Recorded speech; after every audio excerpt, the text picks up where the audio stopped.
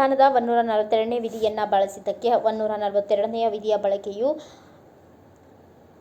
ಪ್ರಜಾಪ್ರಭುತ್ವ ಶಕ್ತಿಗಳ ವಿರುದ್ಧ ಪರಮಾಣು ಕ್ಷಿಪಣಿ ಎಂದು ಹೇಳುವ ಮೂಲಕ ಉಪರಾಷ್ಟ್ರಪತಿ ಜಗದೀಪ್ ಧನ್ಕರ್ ಕಳೆದ ವಾರ ವ್ಯಾಪಕ ಟೀಕೆ ಆಕ್ರೋಶಕ್ಕೆ ಗುರಿಯಾಗಿದ್ದರು. ಆದಾಗ್ಯೂ ತಮ್ಮ ವಿತಂಡವಾದವನ್ನು ಮುಂದುವರಿಸಿದ್ದು ಧನ್ಕರ್ ನ್ಯಾಯಾಂಗದ ಮೇಲೆ ತಮ್ಮ ವಾಗ್ದಾಳಿ ಹೆಚ್ಚಿಸಿದ್ದಾರೆ. ಸಂಸತ್ತು ಸರ್ವೋಚ್ಚ ಎಂದು ಪ್ರತಿಪಾದಿಸಿದ್ದಾರೆ. ಈ ಮೂಲಕ ಸುಪ್ರೀಂ ಕೋರ್ಟ್ನ ಅಧಿಕಾರ ವ್ಯಾಪ್ತಿಯನ್ನು ಗೌಣಗೊಳಿಸುವ ಯತ್ನ ಮಾಡಿದ್ದಾರೆ.